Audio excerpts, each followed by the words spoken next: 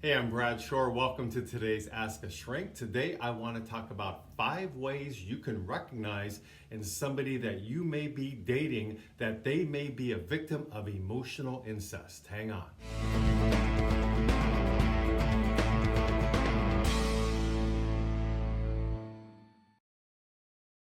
So I've done many videos on emotional incest, but never from the point of view if you're seeing somebody, if you're dating somebody, getting to know them, viewing them as a life partner perhaps, you're getting serious and you're starting to know some signs. So let's look at 5 obvious signs that will let you know that there may be some red flags that you need to talk about with your significant other. And the reason you need to talk about it is because if you don't, emotional incest is very insidious. It sneaks in all kinds of areas in our lives, and you'd rather clarify that and discuss it before you settle down with somebody than not. So one sign is you feel like you don't really know exactly who they are. There's a gut feeling that they are not being authentic with you. You can't quite pinpoint it maybe, but there's something missing.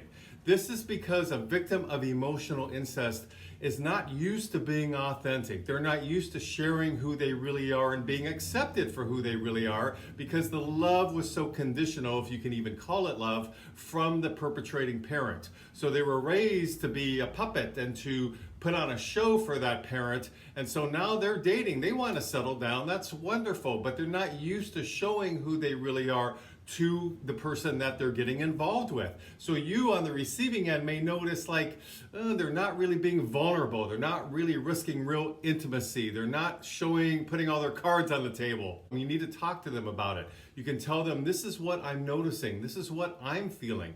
Do it in a very non-judgmental way. Just point out what your feelings are about it, your reaction to it, and get that discussion started. Number 2 is they can be a chameleon in various aspects of their life, and you're noticing that. So you notice that they're not having firm boundaries about who they are, and then there's a consistency with that, and that came out of necessity. That came because they couldn't really be who they truly were because they weren't going to be accepted or loved or even tolerated for that. So they began to be really good at changing themselves depending on what's needed at the moment. Depending on what's coming up in their everyday life, they could mold and shape themselves to accommodate that. So if you're dating somebody like that and you're noticing that they're good at being a chameleon, that's a big red flag. Number 3, 4, and 5 all tie into their relationship with their parents, with the perpetrating parent especially. So let's say it's a mother who's the perpetrator in this case, and the son is very enmeshed with the mother and listens to her every detail and really still is taking advice from her as a 30-year-old man.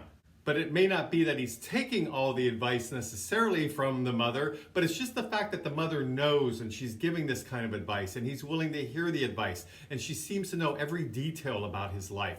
And the mother is very enmeshed in what the two of you are doing and seems to be very involved in it all. If this is happening, it's basically because it's occurred in the past. The child, the son in this case, was the mother's form of entertainment, was the mother's form of meaning for being here on this planet. Everything revolved around her son, and now that's continuing into the relationship. It's being triangulated into now who he's dating. This stems from being a helicopter parent, and I need to do a video on being a helicopter parent that definitely ties into being a victim of emotional incest.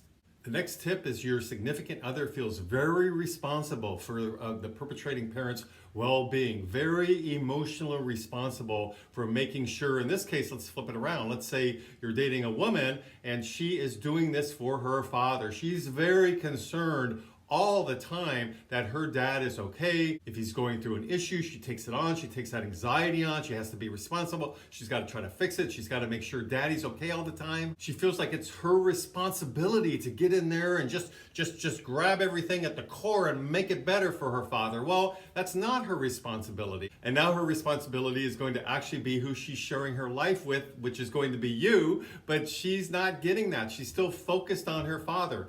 Big red flag there. She's only simply repeating what she's used to. If she's a victim of emotional incest, then that was her role. She had to focus on her father's needs. That's because the perpetrating parent makes the world revolve around the parent, right? Around them. And so the child is just kind of like the pawn. And then the child grows up just focused on the parent's needs because they learn at a very young age that their needs are supposed to be secondary. So they always focus on what the parent needs and wants. They're used to that. They're really good at it, and that may continue into the dating relationship as an adult with their significant other. If you're noticing it, you need to talk to them about it. And the last red flag to be aware of is that perhaps after your significant other talked to the offending parent, they still are not able afterwards to set healthy boundaries with that parent. That they need to be able to consistently establish healthy boundaries with that parent.